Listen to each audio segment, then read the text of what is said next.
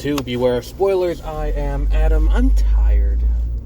And this would have gone up this morning, but I had to make a phone call this morning, so I was preoccupied, as the kids say, making a phone call that took my entire commute in. So, here we are, Thursday evening, discussing the Book of Boba Fett. Now, everything that happens in this episode is completely a waste of time to cover. Of the 4 episodes, you probably could have done it in 2. If you were really working hard, you probably could have gotten it down to 1. Because I don't think that... here's the thing. There is a psychological question about Boba Fett that could be addressed in this show. An interesting psychological question, and that is, what happened to this man that made him give up bounty hunting? And the show is just not answering that question. It's not the question the show is setting out to answer. And I think that that's an important thing, because it's like, the last time we see Boba Fett before he goes and, dies, he's working for Jabba. But what happened in the pit, and then going with the Sand People, and watching the Sand People die, and doing all of that, what was it about that experience specifically that was I'm not going to do, I guess broadly it's I died doing that, and I wasn't making as much money if I was just running the whole operation myself.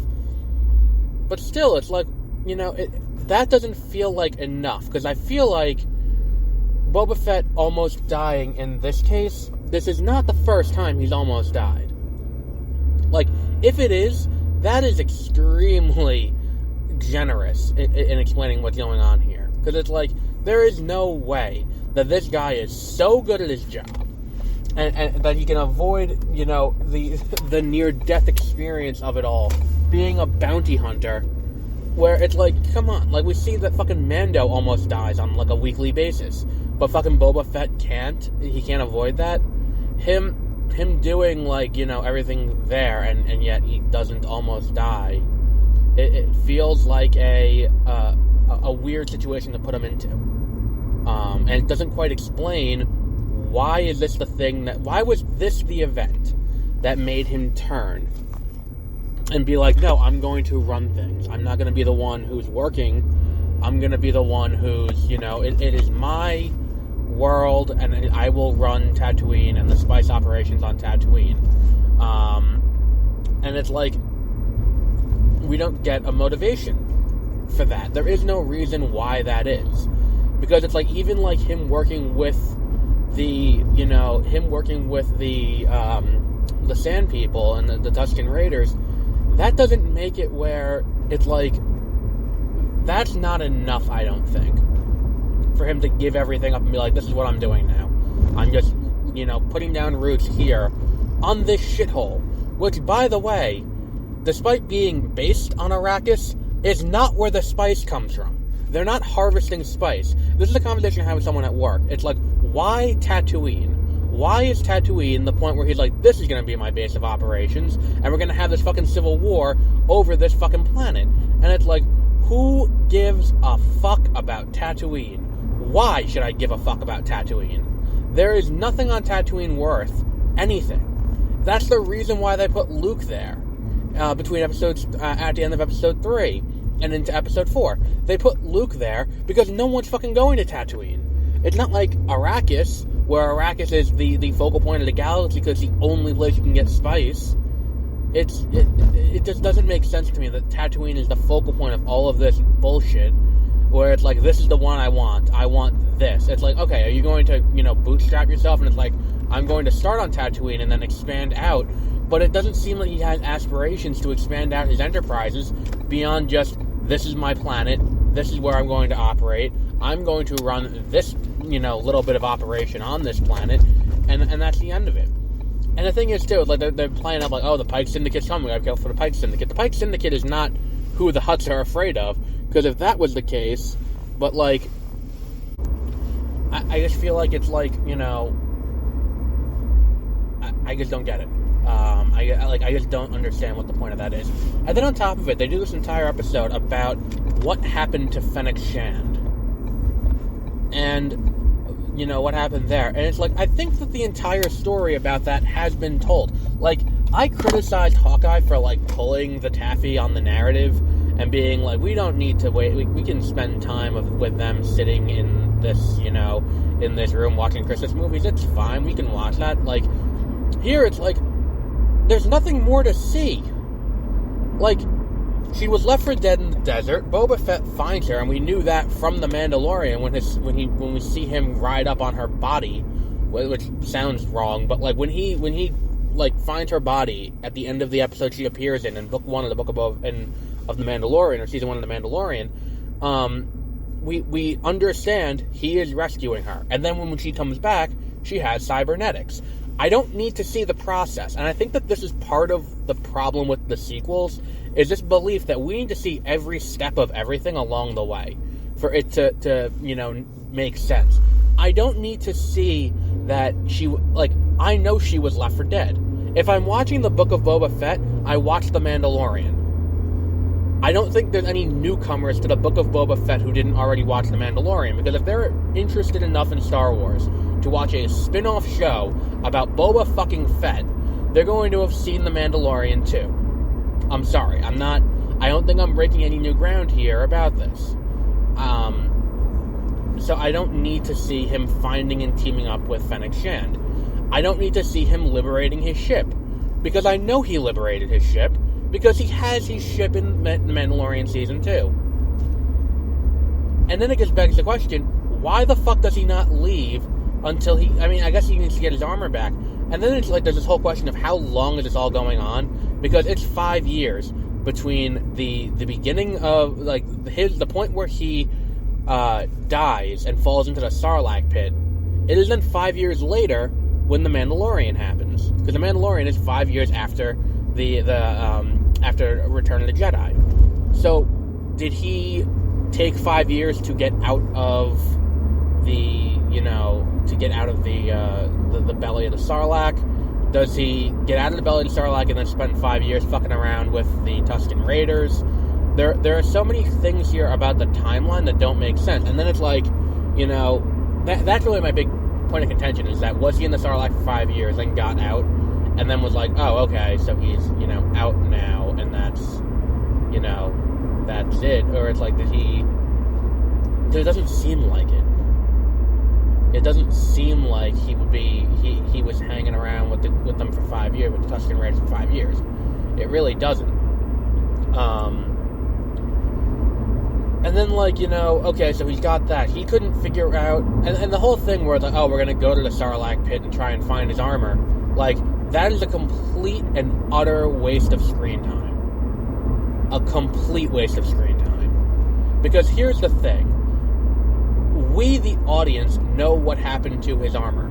If that scene didn't happen early on, I could forgive it. We know what happens to his armor because we know what's it called? We know that Timothy the Oliphant has it in the first episode of Season 2 of Mandalorian. We know that Timothy Oliphant has it, so we know that the armor wasn't just hanging out in the fucking Sarlacc pit for months on end. And if we really want to get technical about it, we knew it because of the book, because of Chuck Wendig's what was the name of it? Aftermath. I don't understand. And then it's the thing is, it's oh, we're gonna need help to do this. And then they start playing the Mandalorian theme, and I'm like, okay, so Mando is showing up. Cool. I'm fine with that. I'm totally fine with that. And I still don't understand why he's not... here's the thing. If we're at this point where he's I want revenge on Jabba for everything that happened, well, why was, Order 1 not, I'm gonna track down that motherfucker Han Solo, blow up his ship, fuck his wife in front of me, and then kill him? Why was that not Operation 1 if Boba Fett's on this big revenge tour? And that's what the show should have been. It should have been Boba Fett, he gets out of the pit, and he's okay, here's what I'm gonna do. And then if he did all of that, and then was and now I'm gonna take over Jabba's operation. I'm gonna shit on his grave, and it's there was a better way to handle this, and it seemed like they're just taking the wrong choices at every possible opportunity. Every opportunity they're taking the wrong choice, and it's just boring to watch. Where it's like, I don't need to see the surgery that saves Fennec Shan's life. I know what Fennec Shan... I know it happens because I've seen that she's alive in the present time. Like, the fact that she's alive in the present tells me that she's alive. And the fact that, we know she's cybernetic, I just don't understand. And it's one of those things where, I'm watching and I'm like, am I stupid? Where it's like, is this a thing that, I don't need to see all of this? All of these additional steps here are completely extra. And it's like, it's purely to pad the runtime. There has not been a single thing revealed in the, in the show that makes it, easy to understand or comprehensible or anything like that. If the thing was, what should happen is it should be self-contained in a perfect world. Whereas, if this is the story of Boba Fett and this is a spin-off about Boba Fett, what we should be at now is he needs an army to fight the, he needs an army to fight off the Pike Syndicate, Tusken Raiders. Because that would justify seeing the Tusken Raiders as much as we did in the first 3 episodes. I don't need, Mando to show up. I don't need, any of that. It's not helpful to anything. I just don't understand. I'm watching this, and I'm like, I just don't understand how we got to this point where it's like, this is acceptable. I'm just kind of... It's not good. It's just meandering. And it's like, I can take meandering if the point we're reaching is entertaining. If we're going to meander and get to, and get to the end, at least have the finish line be fun. But it's like, so what? So Kira shows up? That's where we're headed towards? That's going to be the big thing at the end of this? Is like, ooh, look, here's Kira. I guess, and the thing is, too, it's I didn't hate the character in that. I really did not hate the character in Solo. Solo is actually a very underrated movie, I think. But if there's someone you're going to bring in from Solo to this, it's not... I don't think Kira's the one that I'm more interested in him facing off against. Because the thing is, it's here's the thing. Kira is definitely going to be a big thing going forward. Because if they're going to, quote-unquote, Marvelize Star Wars, I think that Kira is going to be a kind of a linchpin going forward, where it's between her and Thrawn, she's going to be the thing that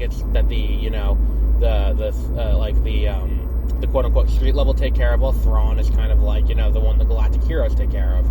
Where it's it's 2 different, power scales to an extent. Where in the same way that Kang the Conqueror is going to be this big thing that Marvel has to deal with, but also there's a bigger threat on the ground level of Marvel, where it's you got, what's her name? Madam Hydra, you got Kingpin, and there's all these other, through lines down there. And I feel like there's a world of difference between,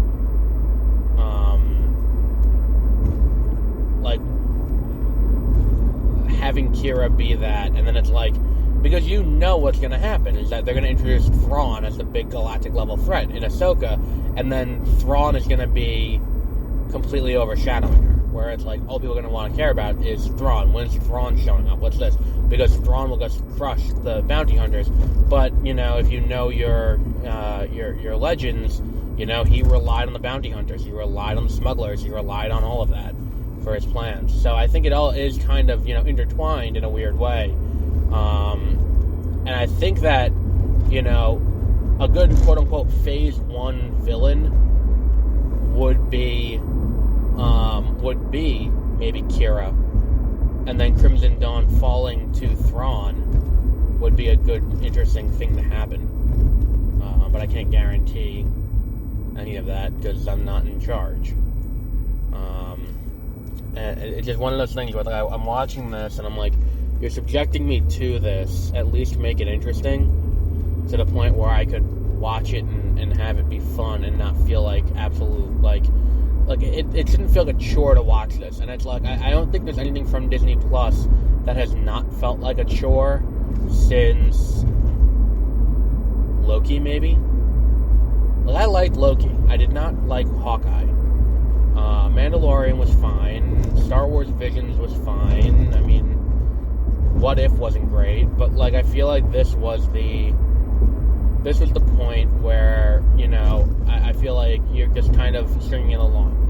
And again, I come back to, if this was not Star Wars, if this was just, you know, Space Bounty Hunter, I don't think people would be watching this show.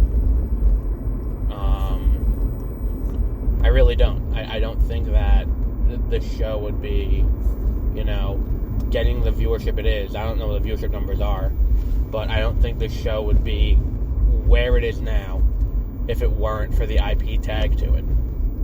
And I think that that's ultimately a problem that I have with the, you know, the IPization of media. And it's, you know, where it's like, because IP will sell, are we accepting a substandard quality show because it's got a tag attached to it? Like, we have to, like, there is more effort that needs to go into a new show or a new movie if it doesn't have an IP tag to it, because it needs to have a hook to get people to come in, and it you know, quality is the easiest way to do that. So, like, would this show be as well accepted if it wasn't Star Wars? Like, I think The Mandalorian would have been, because it's just Lone Wolf and Cub, and I think that's a timeless story. I think, you know, Dances with Wolves is a, you know, like, I think Dances with Wolves is an easy, like, you know, it's divisive, and people aren't necessarily 100% in on Dances with Wolves. So, like, that's something where we can look at it and be like, okay, is this something worth our time to watch? Like, is this, like, you know, Avatar had this cool effects going for it, this doesn't. And it's like, are we at a point where we're just accepting of this because it's Star Wars? And it's like, well, a woman's not, you know, in charge of it, and a woman isn't, you know, the lead in it, so it's fine. It's like, well, no, because, again, I say, if this was the Book of Fennec Shand, and everything that happens in this show with Boba Fett happens with Fennec Shand, it would not be well received. If this was, you know, I don't know, I guess, I feel like this show gets away with a lot, and I feel like that's kind of a thing. Like, I think that, like, you know, Hawkeye, for its faults, would have still worked as a show without the Marvel label. I think that Falcon and Winter Soldier would have still worked without the Marvel label. I think that WandaVision would have still worked without, I mean, maybe to a lesser extent, because it is so dependent on the fact that one's an android and one's a witch. I think it would be hard to explain that in a standard show, but I think it could still work without the Marvel label. I think that, you know, Mandalorian would have still worked. What If wouldn't have, but it's so contingent on everything else. And, of course, Moon Knight, you know, the concept will work without the Marvel label. I don't think the Book of Boba Fett works without the Star Wars label. At the very minimum, I wouldn't have put up with it this long without the Star Wars label. I wouldn't still be watching it on a weekly basis. Like, Peacemaker works without the DC label. And I think that's the point I'm trying to make, is that we are accepting this because it's Star Wars, and because to an extent we're like, yeah, well, bad Star Wars is better than no Star Wars. Like, obviously I'd rather have good Star Wars, but if I can't have good Star Wars, I'd rather have bad Star Wars than no Star Wars, which has been my thing forever. But why can't we want good Star Wars? Why can't we want a show that works on its own without having to be a tie-in this heavily, where it's like, you know, it's this much of what this show is, where it's like, it's just shit. I just don't understand.